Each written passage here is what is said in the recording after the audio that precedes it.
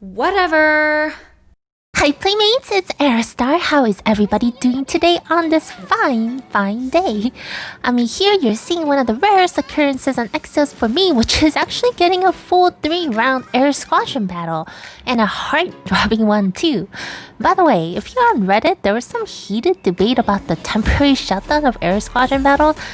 All I can say is I'm glad it's back, and Playmates, if life gives you lemons, you just don't make lemonade, you add your own strawberries and make it pink lemonade because that tastes even better.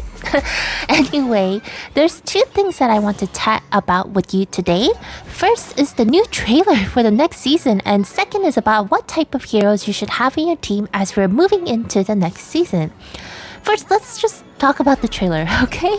So if you haven't watched my Exos Heroes Bloody Rhapsody backstory video, go watch it after this. So I'm pretty sure what I said about Carrie putting Numerius on the throne, kind of like a puppet king, is right after seeing that trailer. Do you see his expression as Carrie's like putting the crown on him? He obviously didn't want this to happen. Plus, Valere and Barnabas, as I said, was on Carrie's side, but Benton, are you serious? What the heck? That was so surprising. That probably means Tantalo is on Carrie's side too, which is so weird. Not to mention, it does look like, yes, we will be getting Emma's pre-dead version in this chapter too, so yay.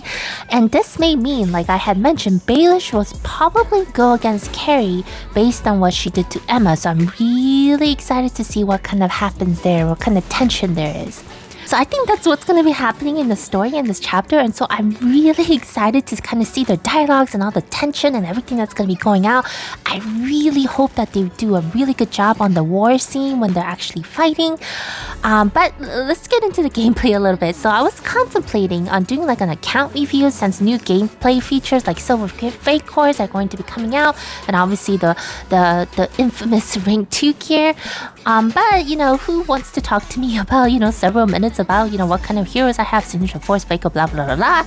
So while I was doing that, I had thought about what kind of heroes are good to have and what kind of heroes I think would be good going on to season 3. Chat to you guys about the 3 types of heroes you should have in your team for PvP and tag team, and recommended heroes for each hero type. Hero recommendations are obviously going to be better with the fake cores than without, and for some heroes that are recommended that do not yet have a fake core, you can consider fake core sharing, which I'll leave a link down below on what that is if you're not familiar with it. And obviously you'll have to also take into mind which nation are you working on currently for the signature force with all of this in mind.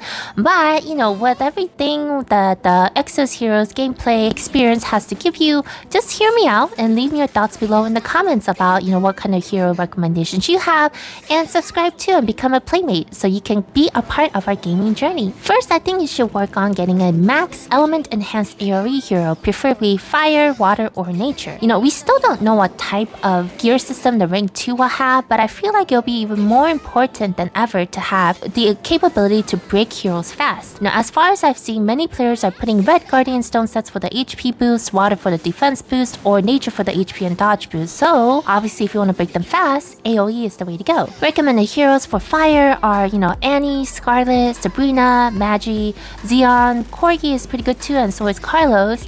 And for water, try out Bathory, Bernadette, Shia Khan, or if you don't have them, Bella or Reed Marie also make good choices.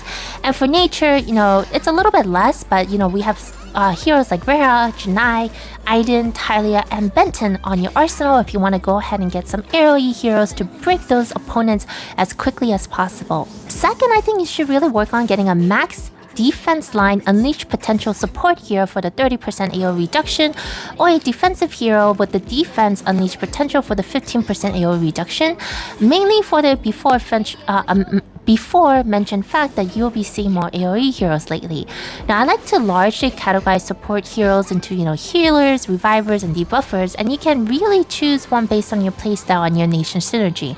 Now, common heroes that you see at this are for Talia, Iris, Shell, Anastasia, Lepin, April, Naramj, Ledger, Kaya, or Sibylle, Karen even. And for the defensive heroes, I'm not too familiar with that. As you know, I don't really use defensive heroes on my lineup, but I know that like Uglum and Gardevoir are really popular choices for that 15% AoE reduction. Nowadays, it is a lot easier to get the orbs, especially through all of the events and also Hiwan's old store.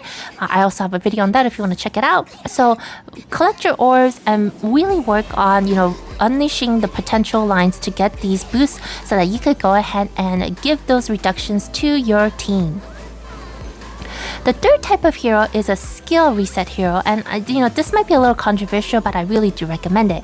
This can be done a couple ways, even if you don't have gold shell with that reset turn skill thing that she could grant to other allies.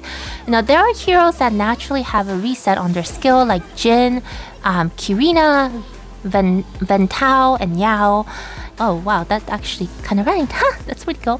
And there's some heroes that you can unleash potential like Ultard, Adams, Asterte, and Redley, so that when you go ahead and unleash their potential, they will get a reset turn based on the mana count. You do have to work on getting their attack built and also recognizing your opponent's team's makeup. Like for example, you're not gonna want to go straight into attacking your opponent, Tantalo or Talia with your reset hero in normal situations on the get-go, because chances are you're not gonna kill them to reset the turn. You should go for the squishies first.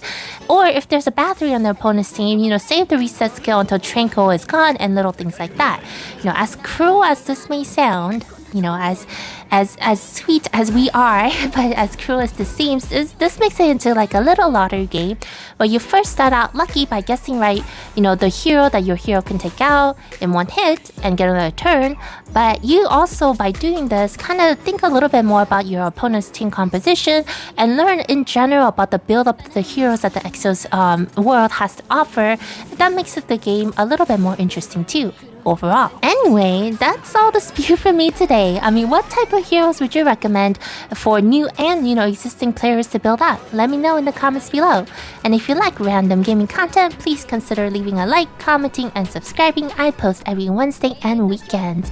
Thank you all so much for watching. Stay safe and take care.